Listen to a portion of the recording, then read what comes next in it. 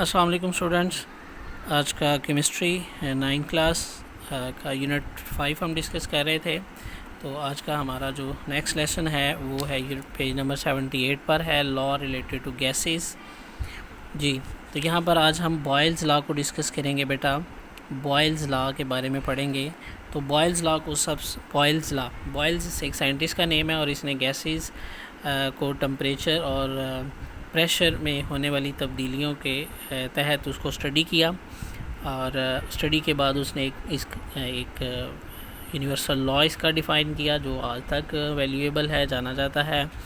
तो ये in 1662 Robert Boyle studied the relationship between the volume and pressure, कि उसने एक ताल्लुक़ को, एक रिलेशनशिप को डिस्कस किया, उसको ऑब्ज़र्व किया, वॉल्यूम एंड प्रेशर। जी, वॉल्यूम एंड प्रेशर गैस जो है जिसके बारे में आप जानते हैं कि gas which have no specific volume and no specific shape, ठीक है।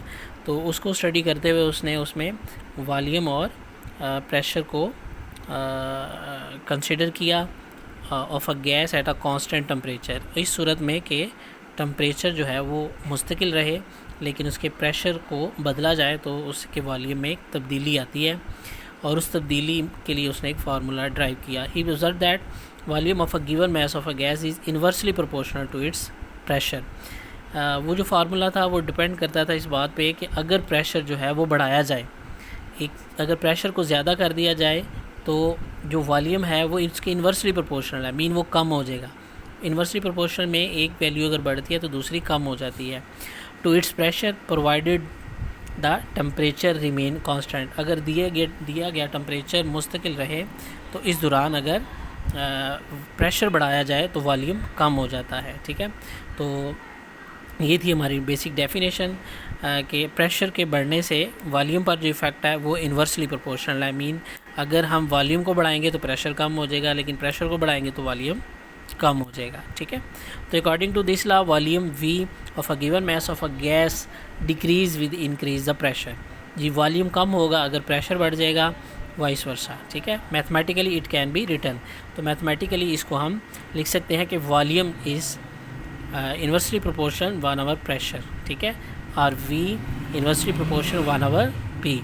अगर हम इसको प्रोपोर्शनल को ख़त्म करते हैं तो हम कांस्टेंट लगाते हैं, के की वैल्यू लगाते हैं, ठीक है। अगर के को हम लगाते हैं तो ये v इज़ इक्वल टू के आवर पी आ जाएगा। अगर के को एक तरफ रखें तो p इज़ इक्वल टू के दूसरी तरफ जाएगा तो v मल्टीप्लाई p आ जाएगा, ठीक है।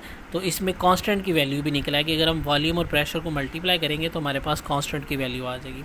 तो where k is a proportionality constant, ये एक प्रोपोर्शनैलिटी कांस्टेंट है। The value of k is same for the same amount of a gas, ठीक है जी। तो ये सेम होगा सेम गैस के लिए। Therefore Boyle's law can be stated as the product of the pressure and volume of a fix mass of a gas is constant at constant temperature, ठीक है। Mean के जो हमने अभी ऊपर ये देखा कि वॉल्यूम और प्रेशर का जो प्रोडक्ट है, यानी इनका मल्टीप्लिकेटिव डिजिट जो है वो इक्वल होगा किसके, के, यानी कांस्टेंट के। सो P1 V1 इक्वल टू के होगा, तो P2 V2 भी इक्वल टू के होगा। यहाँ P1 जो है वो इनिशियल प्रेशर है और V1 इनिशियल वॉल्यूम है, P2 प्रेशर है, फाइनल प्रेशर, और V2 फाइनल वॉल्यूम है। So as both equation have same constant therefore their variable are also equal to the each other। तो अगर P1 V1 इक्वल टू के है, P2 V2 equal to के है, तो के दोनों में इक्वल है। तो ये अगर दोनों के बराबर है तो अल्टीमेट फिर दोनों भी एक दूसरे के बराबर है। Mean initial pressure volume is equal to final pressure volume, ठीक है। This equation establish the relationship between the pressure and the volume of a gas, ठीक है। और एक बात और याद रखनी है कि ये उस सूरत में है जब टेम्परेचर कांस्टेंट रहे, ठीक है स्टूडेंट्स। ये आज का लेक्चर है, इसे अच्छे से याद करना आपने।